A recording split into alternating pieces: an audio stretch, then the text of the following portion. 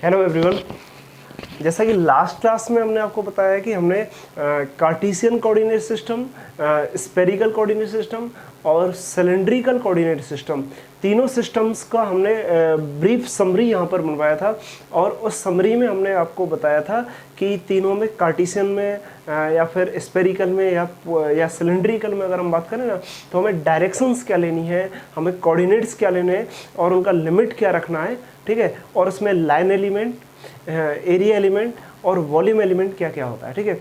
अभी इस वाली क्लास में हम आपको ये बताएंगे कि इन सब का एक जनरलाइज कोऑर्डिनेट सिस्टम होता है। इन सब का एक जनरलाइज है। उस जनरलाइज कोऑर्डिनेट सिस्टम के बारे में अगर आप पढ़ लेते हो ना, तो उसमें स्केल फैक्टर्स की वैल्यू रख करके आपको और कोऑर्डिनेट्स की वैल्यू रख करके आपको ये सारे जो कोऑर्डिनेट सिस्टम है ना, ये सभी आपको मिल जाते हैं, ठीक है। तो ये सभी तीनों कोऑर्डिनेट सिस्टम उस कोऑर्डिनेट सिस्टम से ड्राइव हो जाते हैं। इसका मतलब हम बोल सकते हैं कि वो कोऑर्डिनेट सिस्टम जो है ना, वो एक जनरलाइज कोऑर्डिनेट सिस्टम है, ठीक है। तो जिसका नाम हम रख रहे हैं कर्वीलिनियर कोऑर्डिनेट सिस्टम, ओके। इसका नाम हम दे रहे हैं curvilinear coordinate system, okay.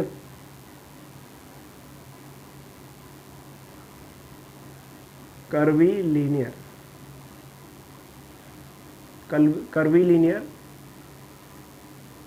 Coordinate system,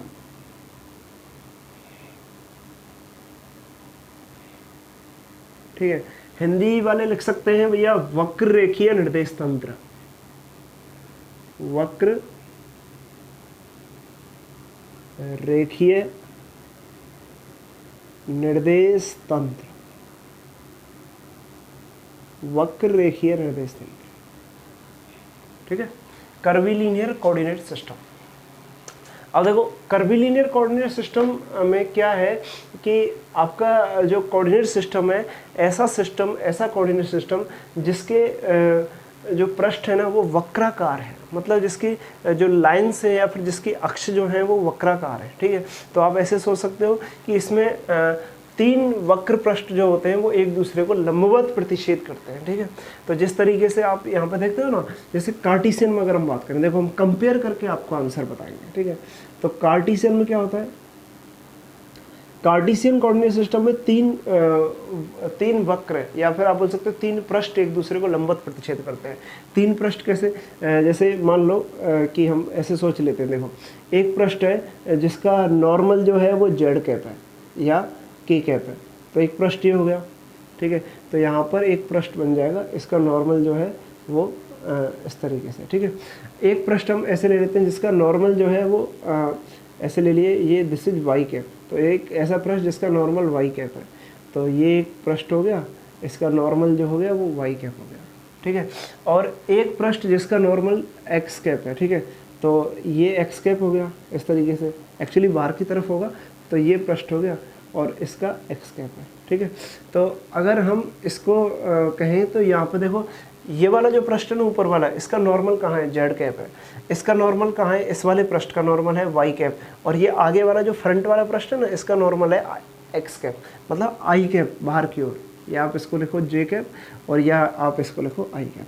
तो ये तीनों जो पृष्ठ है ना वो एक दूसरे को लंबवत प्रतिच्छेद कर रहे हैं। देखो इस वाले प्लेन, ये वाला जो प्लेन है, ये वाला जो प्लेन आपको दिख रहा है, ये जिसके लंबवत है जेड कैप जो डायरेक्शन है ना वो इस तरीके से, तो इस पृष्ठ के लंबवत जेड कैप हो गया।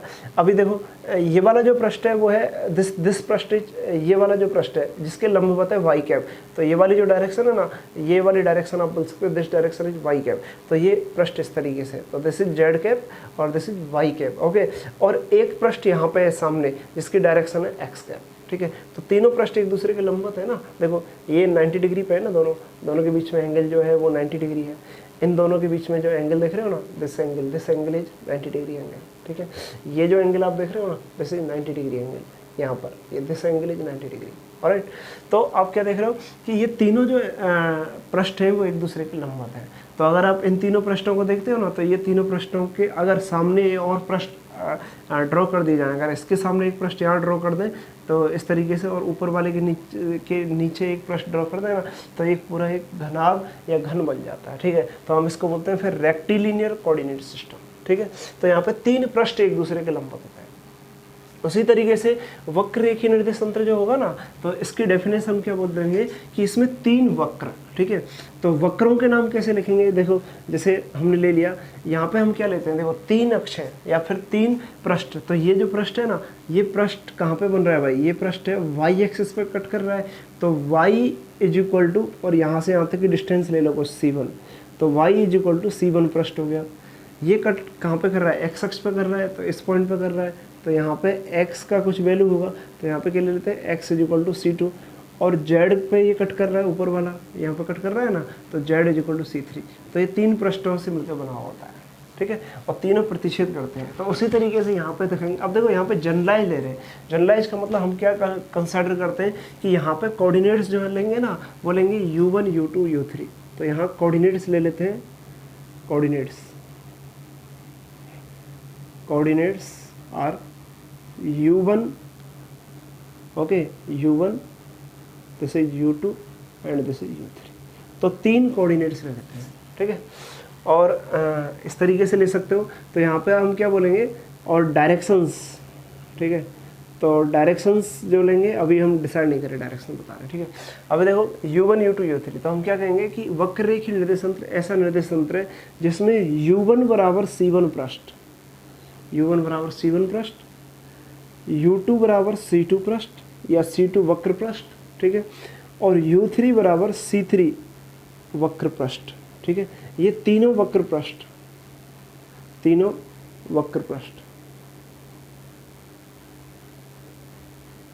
वक्र पृष्ठों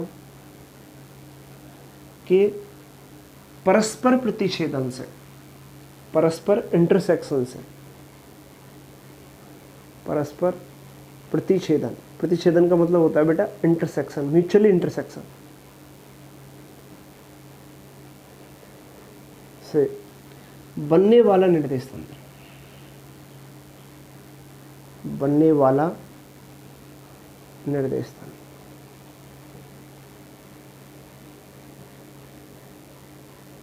ठीक है।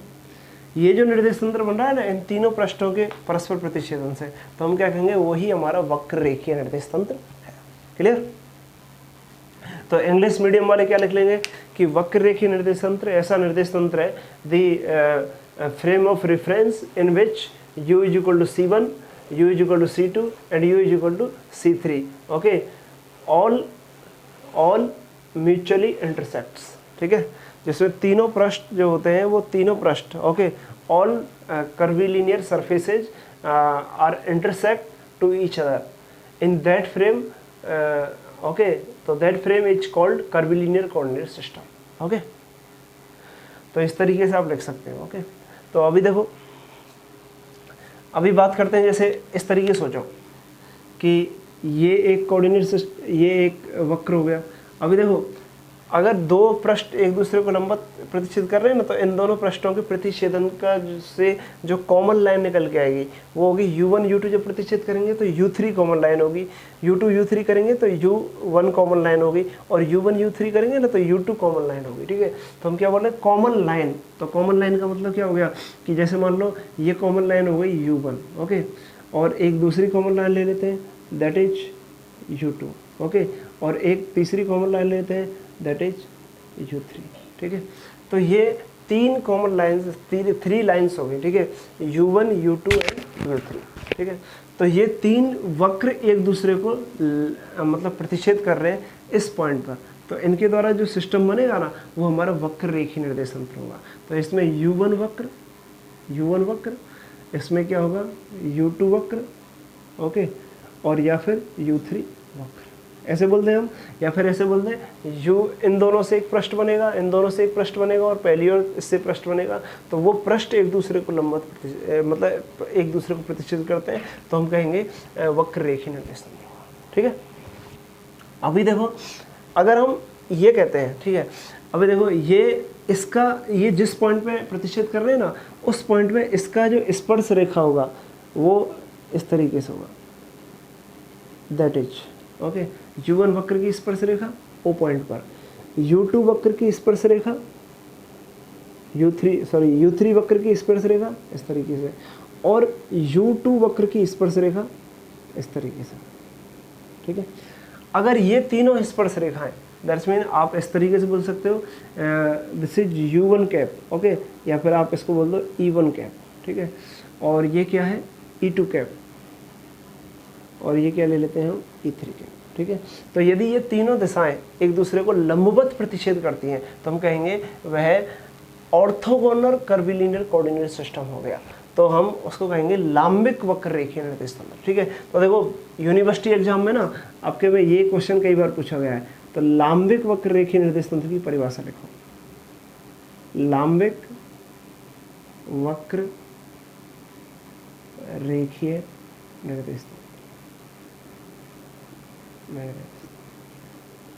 ठीक है। तो आंसर क्या हो जाएगा, यदि तीनों वक्र रेखाएं, ठीक है, U1 वक्र, U1 वक्र, U2 वक्र, ओके, और U3 वक्र, यदि ये तीनों जो है वो एक दूसरे को लंबवत प्रतिच्छेद करती है, ठीक है, ओके। और अगर तीनों वक्र मूल बिंदु पर जिस बिंदु पर इंटरसेक्ट करते हैं ना उसको मूल बिंदु कहते हैं।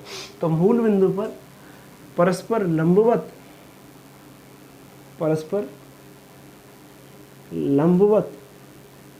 प्रतिच्छेद का मतलब होता है बेटा इंटरसेक्शन, प्रतिच्छेद करती है, परस्पर लंबवत प्रतिच्छेद करती है, तो इनसे बने वक्र रेखीय निर्देश तंत्र लांबिक वक्र है। वक्र रेखीय निर्देश तंत्र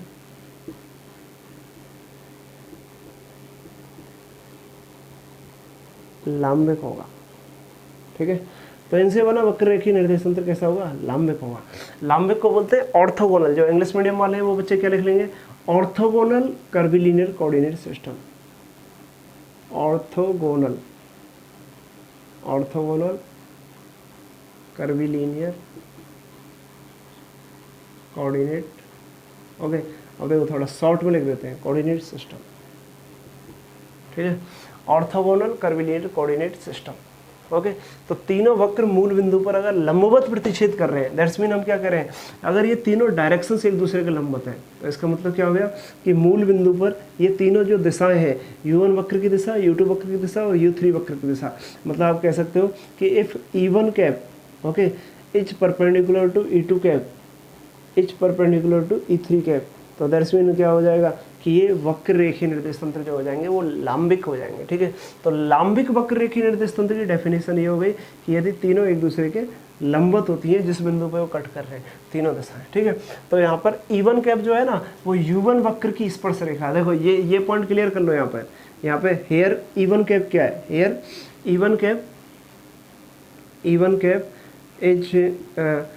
E1 कैप जो है वो स्पर्श रेखा है, ठीक है। E1 cap is tangential line, ठीक है। E1 कैप जो है वो टेंजेंशियल लाइन है और किसकी, U1 वक्र की। तो U1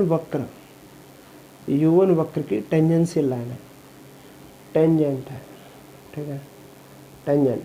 U1 वक्र की टेंजेंट है, ठीक है। टेंजेंट का मतलब स्पर्श रेखा है, ठीक है, स्पर्श रेखा है, ठीक है, स्पर्श रेखा। U1 वक्र की टेंजेंट है, ओके, बिंदु O पर। देखो टेंजेंट तो किसी एक पॉइंट पे ही हम लोग खींचते हैं ना। जैसे मान लो ये कोई कर्व है, ठीक है, तो इस कर्व की टेंजेंट बतानी है, तो टेंजेंट तो किसी पर्टिकुलर पॉइंट पे बताते हैं ना। तो इस पॉइंट पे टेंजेंट क्या होगी, इस पॉइंट पे टेंजेंट देखे तो ये टेंजेंट हो जाएगी इस पॉइंट पे।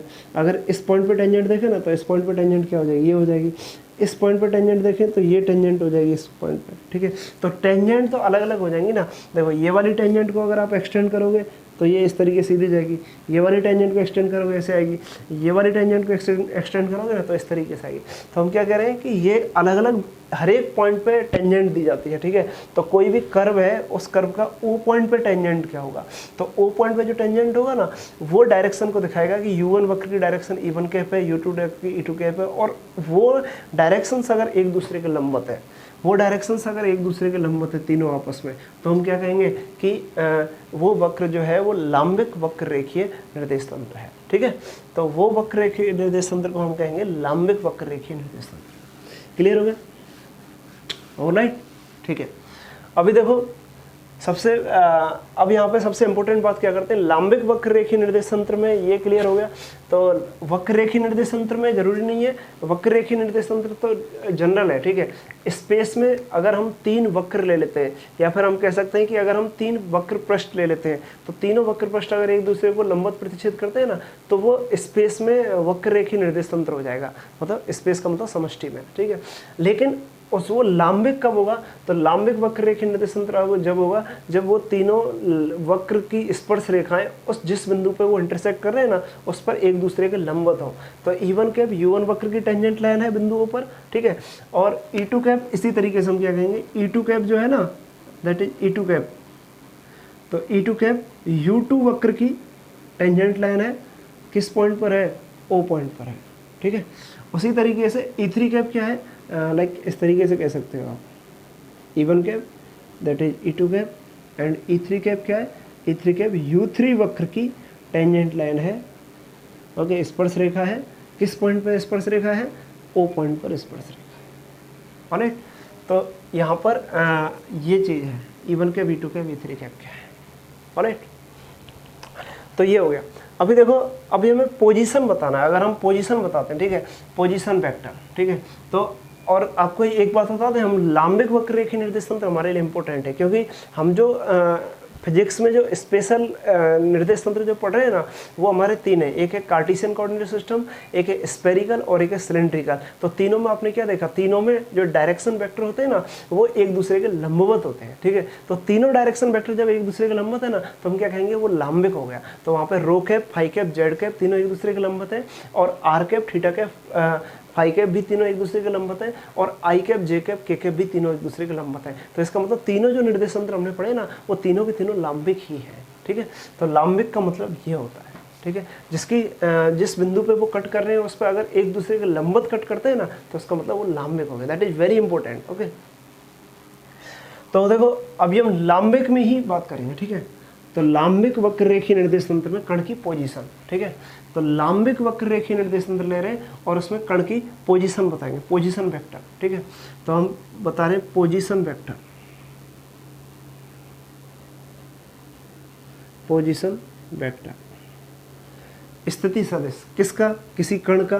कहाँ पे बता रहे हैं, position vector of A particle, किसी कण का स्थिति सदिश बता रहे हैं। कहाँ पे बता रहे हैं, इन orthogonal curvilinear coordinate system. Orthogonal, अब देखो शॉर्ट में लिख देते हैं, ऑर्थोगोनल कर्वीलिनियर कोऑर्डिनेट सिस्टम, ठीक है। CCS का मतलब क्या हो गया, ऑर्थोगोनल कर्वीलिनियर कोऑर्डिनेट सिस्टम, ठीक है। तो कर्वीलिनियर कोऑर्डिनेट सिस्टम वक्र रेखीय निर्देश तंत्र जो कि लांबिक है, ऑर्थोगोनल का मतलब लांबिक। तो लांबिक वक्र रेखीय निर्देश तंत्र में किसी कण का पोजीशन हम डिसाइड कर रहे हैं, ठीक है। तो देखो अब नॉर्मल आप इस तरीके से सोचो, जैसे अभी लास्ट क्लास में हमने आपको क्या बताया, देखो हम बार बार कार्टेशियन को क्यों लेके आ रहे हैं। आपका क्वेश्चन है नहीं सर आप बार बार कार्टेशियन क्यों लेके आ रहे हो, आप जनरल बताओ। तो एक्चुअली कार्टेशियन को इसलिए लेके आ रहे हैं क्योंकि हम कार्टेशियन से 9th क्लास से फेमिलियर हैं, ठीक है। तो 9th क्लास से हम कार्टेशियन कोऑर्डिनेट सिस्टम को देख के आ रहे हैं, तो हमें उसका पता है, ठीक है। तो इसलिए हम उसको बार बार आपको रिलेट कर रहे हैं इसको, ठीक है, जिससे कि अंडरस्टैंडिंग डेवलप हो, ओके। तो देखो एक्चुअली क्या है कि कार्टेशियन कोऑर्डिनेट सिस्टम में अगर आर वेक्टर लिखते हैं ना, तो आर वेक्टर कैसे लिखा जाता है, एक्स आई कैप प्लस वाई जे कैप और प्लस जेड के कैप, ऐसे लिखते हैं, ठीक है। इसको क्या मैं ऐसे लिख सकता हूँ कि R vector is the function of X comma Y comma Z. Is it clear?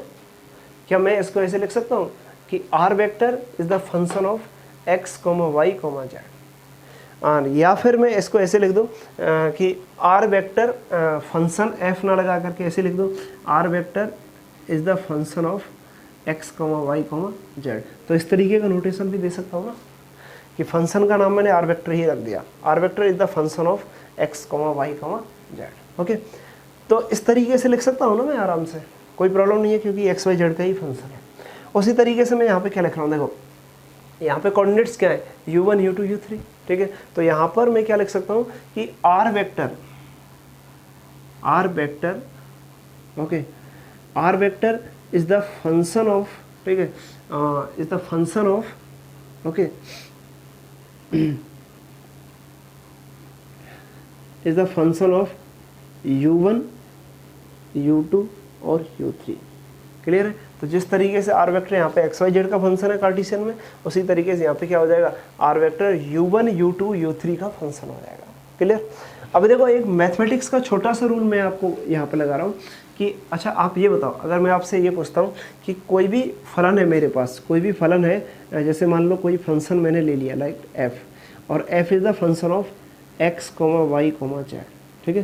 तो आप इस, अगर मैं आपसे पूछता हूँ इसमें आप टोटल परिवर्तन निकालो, क्योंकि f 3 वेरिएबल का फंक्शन है, तो अगर टोटल f में चेंज अगर मैं आपसे पूछता हूँ तो f में df चेंज आएगा, ठीक है। तो f में चेंज मतलब f में कुल परिवर्तन, f में कुल परिवर्तन, तो f में कुल परिवर्तन, टोटल चेंज इन f, ठीक है, टोटल चेंज। तो अगर टोटल चेंज की बात करते हैं ना, तो फिर हम कैसे निकालेंगे, देखो इस तरीके से लिख सकते हैं ना, del F upon del X into D X plus del F upon del Y into D Y plus del F upon del Z into D Z, ठीक है। तो बीएससी फर्स्ट ईयर मैथमेटिक्स में आपने ये रूल पढ़ा है, chain rule, ठीक है। तो इस तरीके से हम लिख सकते हैं कि D F is equal to del F upon del X D X, del F upon del Y D Y, del F upon del Z D Z, इस तरीके से लिख सकते हैं ना, अगर वो एक्स वाई जेड का फंक्शन है तो। Del F upon del X क्या है, डी एक्स की डायरेक्शन में कितना चेंज हुआ, डी वाई की डायरेक्शन में कितना चेंज हुआ, और डी जेड की डायरेक्शन में फंक्शन में कितना चेंज हुआ, ओके। तो डी एक्स का स्पर्श रेखीय, आप बोल सकते हो कि this is D F D x का स्पर्श रेखा की, स्पर्श रेखा में परिवर्तन, मतलब डी एक्स की स्पर्श रेखा के अलोंग परिवर्तन, डी वाई की मतलब वाई कैप की स्पर्श रेखा के अलोंग परिवर्तन, और यहाँ पे जेड कैप की या के कैप की स्पर्श रेखा के अलोंग परिवर्तन, राइट है। तो ये इस तरीके से बता सकते हो आप।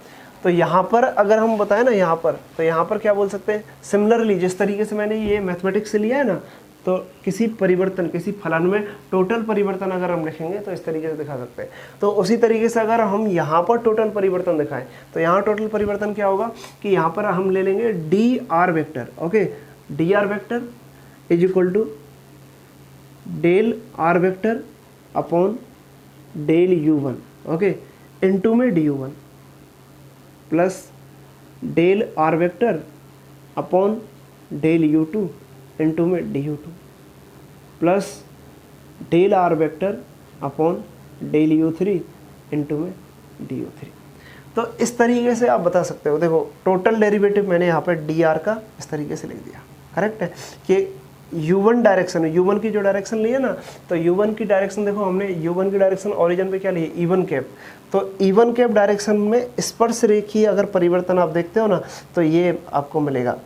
इसकी स्पर्श रेखा के E2 डायरेक्शन में स्पर्श रेखीय परिवर्तन ये मिलेगा, और E3 डायरेक्शन में स्पर्श रेखीय परिवर्तन आपको ये मिलने वाला है, ओके। तो ये आप दिखा सकते हो इस तरीके से, क्लियर। अभी आप देखो ये वाला जो परिवर्तन हम दिखा रहे हैं ना, ये एक वेक्टर क्वांटिटी है, that is vector, that is also vector and that is also vector, ठीक है। अगर मैं इस वेक्टर्स का अगर मैं नेमिंग करता हूँ, ठीक है, तो मैं इस वेक्टर का अगर नेमिंग करूँ तो मैं एक्चुअली क्या है, इन वेक्टर्स को क्या है, इसका एक नेमिंग किया जाता है, इसको इन वेक्टर्स को कहते हैं आधार सदिश, ठीक है। तो ये तीनों वेक्टर्स जो आप देख रहे हो ना, that one, this one and this one, okay. तो ये तीनों जो हैं वो आधार सदिश बोलते हैं इनको, दीज आर बेसिक वेक्टर्स, ठीक है। तो इसको मैं इस तरीके से लिख सकता हूँ यहाँ पर, तो okay, all threes, okay, all three vectors are basic vectors, okay, all three vectors are basic vectors, basic vectors, okay. इनको बोलते हैं आधार सदिश, आधार सदिश, ठीक है। तो एक्चुअली ये वाले जो आधार सदिश है ना, तो आप इसको ऐसे बोल सकते हो कि u1 की डायरेक्शन में स्पर्श रेखीय परिवर्तन, u2 की डायरेक्शन में स्पर्श रेखीय परिवर्तन, और u3 की डायरेक्शन में स्पर्श रेखीय परिवर्तन। तो ये आधार सदिश होते हैं, ओके। अभी देखो अगर हम बात करें ना,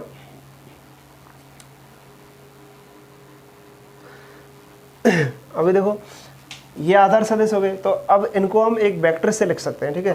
तो आधार का मतलब बेसिस, ठीक है, तो इसको हम इस तरीके से लिख सकते हैं, देखो d r vector is equal to क्या लिख सकते हैं, d r vector is equal to del r vector upon del u one, तो इसको बोल सकते हैं this is b one vector, okay, d you one plus that is b two vector, आधार सदिश है ना, तो इसका नाम रख दिए b two, base vector D you two plus, okay, इसको क्या लिख सकते हैं,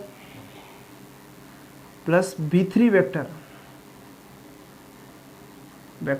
डी यू थ्री, ओके। तो इस तरीके से आ जाएगा, ऑलराइट। अभी देखो इसको अगर हम लिखना चाहें ना यहाँ पे, तो इसको हम क्या बोल सकते हैं, ये जो है वो किसी वेक्टर में टोटल परिवर्तन, तो किसी वेक्टर आर वेक्टर मतलब स्थिति सदिश में अगर टोटल परिवर्तन लिखे ना, तो इस तरीके से लिख सकते हैं B one D you one, B two D you two, बी3 डी यू थ्री, क्लियर। तो यहाँ पे b1 b2 b3 क्या है, तीनों आधार सदिश है, तो ये जो सदिश हैं ये आधार सदिश है। एक्चुअली इसका मीनिंग पता है क्या है, इसका मीनिंग ये है कि जो b1 वेक्टर है ना वो u1 की डायरेक्शन में, ये जो u1 कर्व है इस u1 की टेंजेंट लाइन है e1 कैप, तो u1 जो वक्र है उसकी स्पर्श रेखीय दिशा में, u1 वक्र की स्पर्श रेखीय दिशा में सदिश, ठीक है। तो स्पर्श रेखीय दिशा में जो सदिश है वो b1 कैप है, ठीक है। तो हम यहाँ पे बता देते हैं, देखो एक्चुअली b1 वेक्टर जो है ना, b1 वेक्टर, तो b1 वेक्टर जो है वो u1 वक्र की स्पर्श रेखीय दिशा में, मतलब टेंजेंशियल डायरेक्शन में, स्पर्श रेखीय दिशा, ठीक है। तो ये स्पर्श रेखीय दिशा में होता है, ओके।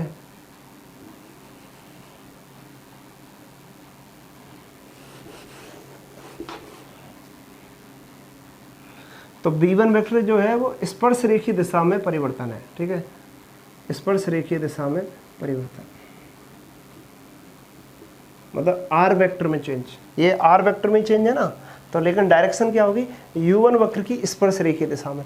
उसी तरीके से b2 वेक्टर जो होगा ना, b2 वेक्टर वो क्या होगा, u2 वक्र की स्पर्श रेखीय दिशा में, u2 वक्र की स्पर्श रेखीय दिशा में परिवर्तन। उसी तरीके से b3 वेक्टर जो होगा ना वो भी u3 कर्व की स्पर्श रेखीय दिशा में परिवर्तन होगा, ठीक है। मतलब कहने का क्या होता है, आप इस तरीके से एक मिनट देखो, यहाँ पे देखो ये क्या है, b1 वेक्टर है, ठीक है। स्पर्श रेखीय दिशा का मतलब क्या है, आप समझ रहे हो। जैसे मान लो अगर हम यहाँ पे लिखे थे, देखो हम क्या लिखे थे, D are vector is equal to, यहाँ पे लिखे थे ना इस तरीके से आर, जैसे D R cap plus R D theta cap, R D theta cap plus R sine theta D phi cap. तो हम क्या कह रहे थे, देखो थीटा कैप डायरेक्शन में थीटा कैप की दिशा में, ठीक है। तो थीटा कैप डायरेक्शन क्या हो गया, डी थीटा है ना, तो डी थीटा जब लिखेंगे तो हम क्या लिखेंगे, थीटा की स्पर्श रेखीय डायरेक्शन, तो थीटा की स्पर्श रेखीय डायरेक्शन क्या होगी, थीटा कैप। तो थीटा की स्पर्श रेखीय डायरेक्शन थीटा कैप डायरेक्शन में आर में कितना परिवर्तन है वो दिखा रहा है आर, ठीक है। तो आर इंटू डी थीटा परिवर्तन है। यहाँ पे क्या बोल रहे हैं कि फाई कैप की डायरेक्शन में, फाई कैप यहाँ फाई आया ना, तो फाई कैप की डायरेक्शन, फाई की स्पर्श रेखीय डायरेक्शन क्या होगी, फाई कैप, ठीक है। तो फाई की स्पर्श रेखीय डायरेक्शन मतलब इस फाई जो आप डायरेक्शन दिखा रहे हो ना कहीं पर भी, तो फाई की स्पर्श रेखीय डायरेक्शन क्या होगी, फाई कैप हो गई ना। कि जैसे देखो आप यहाँ पर एक्स वाई प्लेन में अगर ये वेक्टर ले लिए, ठीक है, तो इसका यहाँ से जो एंगल बनता है ना एक्स एक्सिस से, उसको फाई कहते हैं ना। तो फाई जो है वो इस तरीके से एक सर्कल ड्रॉ कर रहा है, तो ये डायरेक्शन क्या होगी, this direction is phi cap, ठीक है। तो फाई जो एंगल है, फाई एंगल तो ये हो गया, तो फाई जो एंगल है ना उस एंगल की स्पर्श रेखीय डायरेक्शन, तो स्पर्श रेखीय डायरेक्शन ये फाई कैप हो गया। तो इसमें स्पर्श रेखीय डायरेक्शन में चलने पर आर में कितना परिवर्तन हुआ, तो स्पर्श रेखीय डायरेक्शन चलने पर जो आर में जो परिवर्तन होगा ना वो आर डी फाई होगा, ठीक है। तो हम यही लिख रहे हैं यहाँ पर, ठीक है। तो ऐसे ही u3 की स्पर्शरेखी डायरेक्शन में कितना परिवर्तन होगा, तो ये होगा v3। ओके, इस तरीके से। ऑलराइट, तो अभी आप इसको, इस वेक्टर को ना इस तरीके से भी लिख सकते हो। देखो वेक्टर है ये, तो वेक्टर को क्या लिखते हैं, वेक्टर इज इक्वल टू क्या होता है, मैग्नीट्यूड इनटू डायरेक्शन। ठीक है, तो हम क्या बता रहे हैं, मैग्नीट्यूड इनटू डायरेक्शन। ठीक है, तो अभी आप बताओ u1 है ना, u1 की डायरेक्शन क्या होगी, इवन कैप, तो दैट इज इवन कैप। और मैग्नीट्यूड क्या हो जाएगा इसका, v1 वेक्टर का u1 डायरेक्शन में स्पर्श रेखा के अलोंग है ना ये, तो u1 की स्पर्श रेखा हो गई इवन कैप। और मैग्नीट्यूड क्या ले लेते हैं, मैग्नीट्यूड कुछ भी ले लेते हैं, मान लो h1 ले लिया, जनरलाइज है ना ये, तो जनरलाइज में मैग्नीट्यूड h1 ले लेते हैं। ठीक है, तो देखो dr वेक्टर, तो यहाँ पर हम ऐसे लिख रहे हैं, अभी हम क्या लिख रहे हैं कि ये जो वेक्टर है ना v1 वेक्टर, तो v1 वेक्टर को हम क्या लिख रहे हैं, मैग्नीट्यूड इसका, तो मैग्नीट्यूड हमने ले लिया इसका h1। ठीक है, इनटू डायरेक्शन, तो u1 के अकॉर्डिंग जो डायरेक्शन है वो क्या है, इवन कैप, तो ये ले लिया हमने इवन कैप।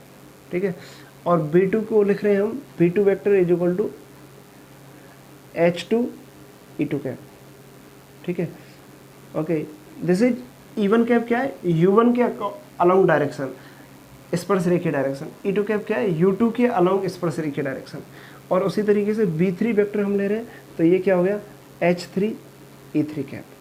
ठीक है, तो ये तीनों वैल्यूज अगर हम यहाँ पे पुट कर देंगे ना, तो हम यहाँ कहेंगे कि h1 क्या है, h1 इसका, इस h1 जो है ना वो v1 का मैग्नीट्यूड है, h2 क्या है, v2 का मैग्नीट्यूड है, और h3 क्या है, v3 का मैग्नीट्यूड है।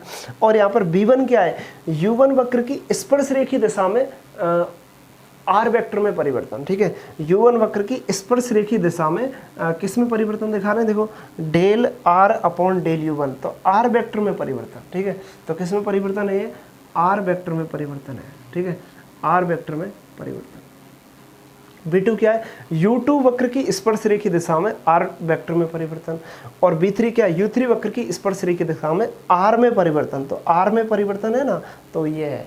ठीक है, u3 की स्पर्शरेखी दिशा में, u2 की स्पर्शरेखी दिशा में, देखो u2 के रेस्पेक्ट, u3 के रेस्पेक्ट कर रहे हैं तो u3 की स्पर्शरेखी दिशा में, u2 के रेस्पेक्ट में डेरिवेटिव कर रहे हैं तो u2 की स्पर्शरेखी दिशा में, और u1 की रेस्पेक्ट कर रहे हैं तो u1 की स्पर्शरेखी दिशा में।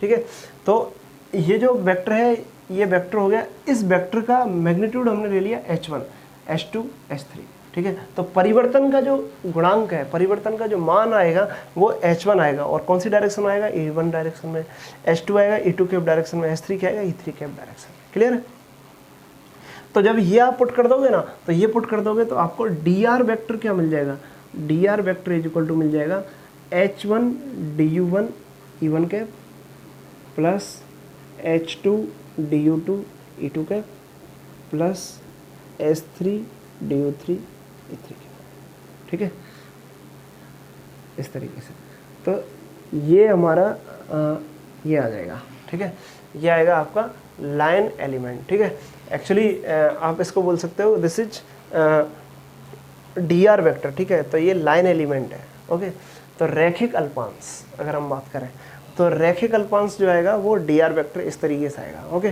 तो आप यहाँ पे ये चीज़ आप समझ गए ना, ये चीज़ सबसे इम्पोर्टेंट है कि ये किस तरीके से लिखा है, v1 v2 क्या है, h1 h2 h3 क्या है। ठीक है, तो अब हम आपको बता देते हैं कि h1 इसका परिमाण है। ठीक है, और h1 h2 h3 को ही स्केल गुणांक कहते हैं। ठीक है, that is very important point. Okay,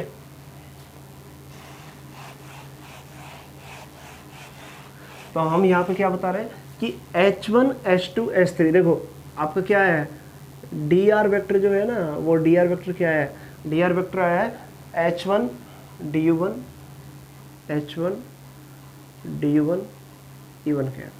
ठीक है, plus h2 du2 e2 cap plus h3 du3 e3 cap, ये आया है। ठीक है, अब यहाँ पर h1 क्या है, h1 h2 और h3 तीनों जो है ना, तीनों का जो नेमिंग है वो है स्केल गुणांक, इनको कहते हैं स्केल फैक्टर, स्केल फैक्टर, या इसको बोलते हैं स्केल गुणांक। ठीक है, तो ये तीनों स्केल गुणांक है। क्लियर हो गया। ओके, अब अलग अलग कोऑर्डिनेट सिस्टम में इसकी वैल्यू अलग अलग रखते हैं, ठीक है, तो वो हम बताएंगे आपको। ऑलराइट, ठीक है। तो अभी देखो इसमें एक चीज़ और बताते हैं, एरिया एलिमेंट कैसे निकालते हैं। तो पोजीशन वेक्टर आपको क्लियर हो गया, ठीक है। अभी आपको एरिया एलिमेंट निकालना दिखाते हैं।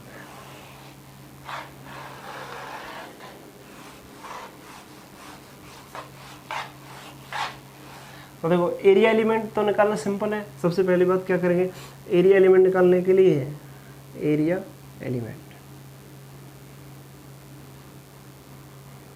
ओके। अगर आप एरिया एलिमेंट निकालते हैं तो एरिया एलिमेंट निकालने के लिए क्या करेंगे, दो लेंगे, इन दोनों में से इन दोनों का क्रॉस कर लोगे, फिर इनका तो क्रॉस कर दोगे, फिर इन दोनों का क्रॉस कर दोगे। क्योंकि क्रॉस करने से पता है क्या होगा, क्योंकि ये क्या है, क्रॉस करने से ये फायदा होगा कि ये क्या है, एक दूसरे के लंबवत है। जब एक दूसरे के परपेंडिकुलर है ना, तो क्रॉस करने से तीसरा वेक्टर हमें मिल जाएगा। E1 क्रॉस E2 करोगे तो आपको E3 मिल जाएगा, E2 क्रॉस E3 करोगे ना तो आपको E1 मिल जाएगा, और E1 क्रॉस E3 करोगे तो आपको E2 मिल जाएगा। तो इस तरीके से आपको मिल जाएगा, क्योंकि ये तीनों एक दूसरे के लंबवत है। ओके, तो देखो, तो आप क्या करोगे, एरिया एलिमेंट निकालने। तो पहला वाला एरिया क्या होगा, first DA1 vector, first area क्या होगा, आप इन दोनों का कोई भी दो कंपोनेंट पकड़ लो, दोनों का क्रॉस कर लो। मान लो इन दोनों का ले लेते हैं, ठीक है। तो इन दोनों का ले लें तो क्या मिलेगा, देखो H1 DU1 E1 के, H1 DU1 E1 के क्रॉस H2 DU2 E2 के। अभी हमने क्या लिया, हम तो लांबिक वक्र रेखीय निर्देशांक ले रहे हैं, जिसमें E1 E2 E3 तीनों एक दूसरे के परपेंडिकुलर है। देखो ये परपेंडिकुलर का साइन है, ओके, दैट इज परपेंडिकुलर, तीनों एक दूसरे के लंबवत हैं, ठीक है, परपेंडिकुलर का साइन है। तो यहाँ पर क्या होगा कि यहाँ पर H1 H2, तो यहाँ पर क्या मिलेगा, that is H1 H2 DU1 DU2। तो ये क्या आएगा, E1 के क्रॉस E2 का।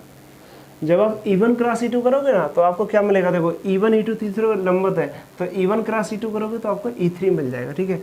तो ये जो डायरेक्शन आएगा ना वो प्लस माइनस E3 कैप आप लिख सकते हो, ठीक है। तो ये आ जाएगा आपका H1 H2 DU1 DU2, और ये आएगा प्लस माइनस E3, ठीक है। पृष्ठ के लंबवत बाहर की ओर भी हो सकता है और पृष्ठ के लंबवत अंदर की ओर भी हो सकता है, तो इसलिए हम दोनों नोटेशंस यूज कर रहे हैं, ठीक है। तो ये DA1 वेक्टर हो गया। अभी यहाँ पे एक चीज़ देखो इस तरीके से आप इसको थिंक भी कर सकते हो। देखो अगर मान लो आपने क्या लिया, देखो एक तो आपने ये वाला कंपोनेंट लिया है E1 कैप वाला, और एक आपने क्या लिया है E2 कैप वाला कंपोनेंट लिया, ठीक है, ये वाला कंपोनेंट और ये आपने कंपोनेंट लिया, ठीक है। तो देखो आपने इस तरीके से लिया है कि आपने एक कर्व ऐसे ले लिया, ये जो कर्व है ना ये इस तरीके से लिया है ना आपने, ये that is okay, that is U1 curve, ठीक है, U1 कर्व। और ये जो आपने लिया है ना ये that is U2 curve, okay. तो यहाँ पर कोई एरिया एलिमेंट आपने इस तरीके से ले लिया और यहाँ पर भी इस तरीके से ले लिया। अभी हम क्या कह रहे हैं, देखो इसके इस पॉइंट यहाँ तक ले लिया, ठीक है। तो दैट इज H1 DU1, और ये क्या है H2 DU2, ठीक है। उसी तरीके से आप इसके अगर इसके इस तरीके से ले लेते हैं इसी डायरेक्शन में, ठीक है, तो इस तरीके से आप देखो ऐसे कंसिडर कर सकते हैं एक्चुअली इस तरीके से। तो ये U1 कैप के ही पैरेलल मैंने ले लिया, और इसके पैरेलल अगर आप लेते हैं ना तो यहाँ पे ये इस तरीके से काट जाएगा, ठीक है। तो ये इसके ही पैरेलल ले लिया। तो ये वाला जो एरिया है ना दैट एरिया इज क्या होगा, ये एरिया है H1 DU1 into H2 DU2। तो ये जो एरिया का जो वैल्यू है ना वो ये है, ठीक है, H1 DU1 H2 DU2 into में ये इस तरीके से, ओके। तो ये एरिया है, ये वाला एरिया, तो जो U1 और U2 वक्रों से बना हुआ है, ऑलराइट।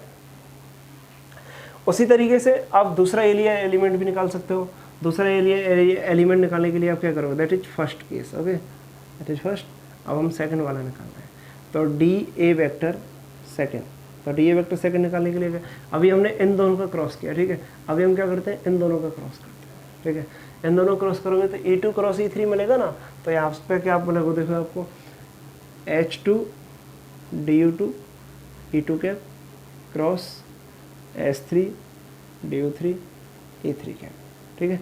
तो यहाँ से क्या मिल जाएगा DA2 is equal to H2 H3 DU2 DU3 और E2 cap cross E3 cap, ठीक है।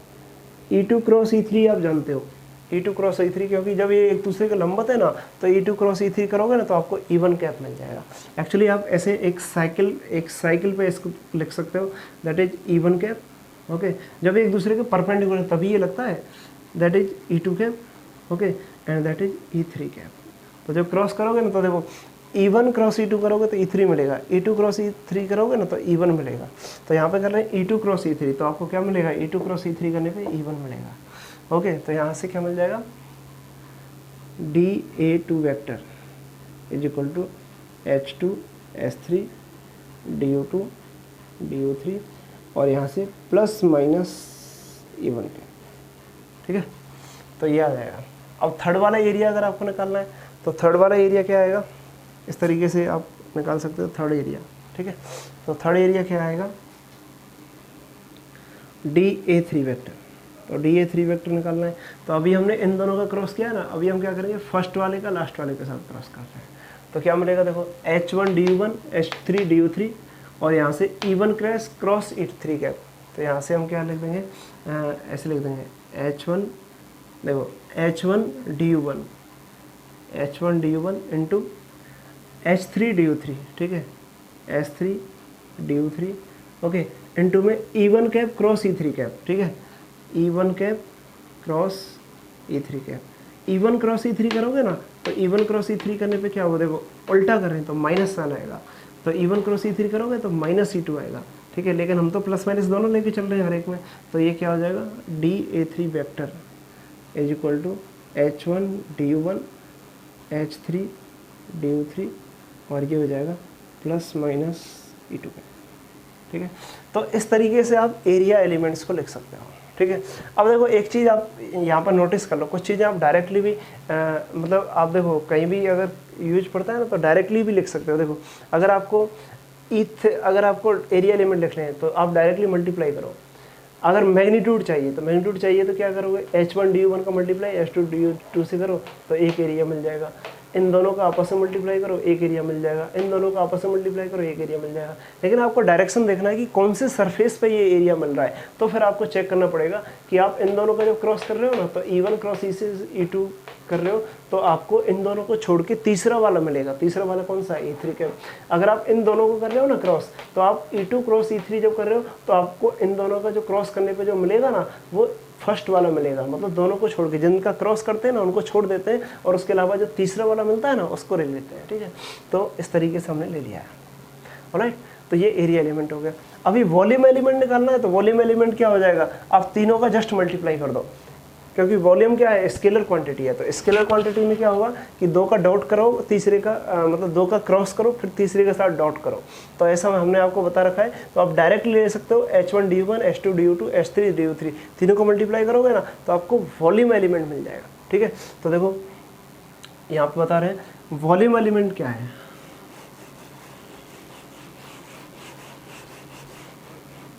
तो वॉल्यूम एलिमेंट आपको चाहिए ना, वॉल्यूम एलिमेंट, वॉल्यूम एलिमेंट मतलब आयतन अल्पांश। आयतन अल्पांश। तो देखो आयतन अल्पांश के लिए क्या होगा कि आप तीनों फैक्टर्स का मल्टीप्लाई कर दो, H1 DU1 into H2 DU2 into H3 DU3 तीनों को मल्टीप्लाई करो तो क्या मिलेगा आपको DV is equal to H1 DU1 into H2 DU2 into H3 DU3 और ये क्या है स्केलर क्वांटिटी है, दैट इज स्केलर, ओके। तो ये स्केलर क्वांटिटी है, वेक्टर नहीं है, स्केलर है। एरिया एलिमेंट तो वेक्टर क्वांटिटी है, ठीक है। तो ये स्केलर क्वांटिटी है। तो आप DV इज इक्वल टू क्या मिल जाएगा आपको H1 H2 H3 DU1 DU2 DU3, ठीक है। तो इस तरीके से आप याद रख सकते हो। ओके, तो ये आपके होते हैं आपके कर्विलिनियर कोऑर्डिनेट सिस्टम में लाइन एलिमेंट, वॉल्यूम एलिमेंट और एरिया एलिमेंट, ठीक है। तो ये सब कुछ हमने आज कर लिया है। कर्विलिनियर कोऑर्डिनेट सिस्टम जो है एक जनरलाइज कोऑर्डिनेट सिस्टम है, देखो है नॉर्मली उसी की तरह है, ठीक है। लेकिन यहाँ पे हम क्या करें, जनरलाइजेशन करें। जनरलाइजेशन करने का मतलब ये है कि अगर आप H1, H2, H3 जो स्केल फैक्टर्स आपको मिले ना, उनका वैल्यू अगर आप पुट करोगे ना डिफरेंट कोऑर्डिनेट सिस्टम में अगर रखोगे, तो उससे आपको डिफरेंट कोऑर्डिनेट सिस्टम के लाइन एलिमेंट, एरिया एलिमेंट और वॉल्यूम एलिमेंट कैलकुलेट हो जाएंगे। ओके, और पोजीशन वेक्टर भी कैलकुलेट हो जाएगा, ठीक है। और इसके अलावा फिर हम जैसे डिफरेंशियल ऑपरेटर्स आपको पढ़ाने वाले हैं नेक्स्ट क्लास में। तो डिफरेंशियल ऑपरेटर्स क्या होते हैं, ग्रेडियंट, डाइवर्जेंस और कर्ल, ठीक है। जैसे स्टार्टिंग में इंट्रोडक्शन वीडियो में हमने आपको बताया था कि ग्रेडियंट, डाइवर्जेंस और कर्ल 3 डिफरेंशियल ऑपरेटर्स हैं जिनको हम ऑपरेट यहाँ पे करते हैं, ठीक है। तो ऑपरेट करने के लिए हम क्या करेंगे कि तीनों का जो ऑपरेशन है वो किस तरीके से होता है, सबसे पहले उसका मीनिंग आपको बताएंगे, ठीक है। फिर उसका फिजिकल मीनिंग आपको बताएंगे, ठीक है। उसका एक्चुअली फिजिकल मीनिंग क्या है, मतलब मैथमेटिक्स में तो लाइक ऑपरेट आप कर रहे हो, लेकिन उसका फिजिकली क्या इंपॉर्टेंस है, ठीक है, वो आपको बताएंगे। फिर आपको बताएंगे कौन कौन से कंपटीशन एग्जाम से वो क्वेश्चन पूछे जाते हैं। तो आपको ये बता दें कि ये जनरली आपको याद रखना चाहिए, ठीक है। इस तरीके से इसको याद रखोगे ना तो आपको बहुत आसान हो जाएगा, ठीक है, याद रखना। अब देखो हम आपको वो तीनों चीज़ें बताएंगे और स्केल फैक्टर्स भी आपको बता देते हैं कि डिफरेंट कोऑर्डिनेट सिस्टम में कौन कौन स्केल फैक्टर्स होते हैं, ठीक है। तो देखो स्केल फैक्टर्स हम लिख रहे हैं यहाँ पर, तो आप एक टेबल तैयार कर लो उसके लिए इस तरीके। तो इसको मिटा देना, ये क्लियर हो गया सबका। ओके,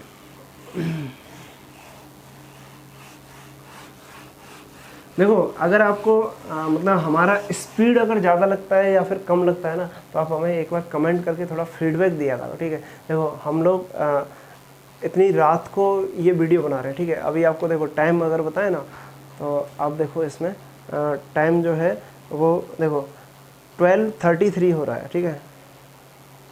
12:33 पे हम आपको वीडियो बना के दे रहे हैं। देखो आप इस तरीके से देखो 12:37 पर हम आपको वीडियो बना रहे हैं, ठीक है। तो हम आपसे यही एक्सपेक्ट करते हैं कि आप अच्छे से अंडरस्टैंड कर पा रहे हैं चीज़ों को। और दूसरी बात यह है कि अगर आप लोगों को चीज़ें अच्छी लगती है ना, तो आप लोग फीडबैक ज़रूर दिया करो।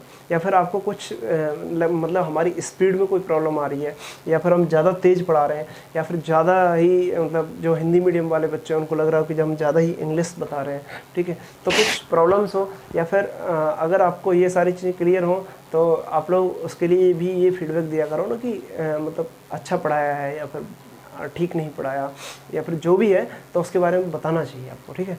तो एक्चुअली जो आप लोग स्टूडेंट्स हो, जो लोग दर्शक हैं, वो लोग ही नहीं बताएंगे तो फिर हम लोगों को कैसे पता लगेगा कि हम लोगों को एक्चुअली मार्केट में फीडबैक क्या है, ठीक है।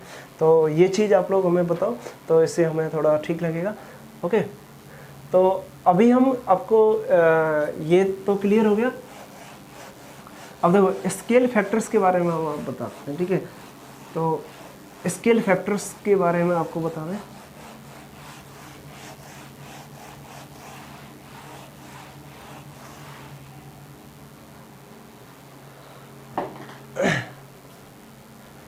स्केल फैक्टर्स, ठीक है।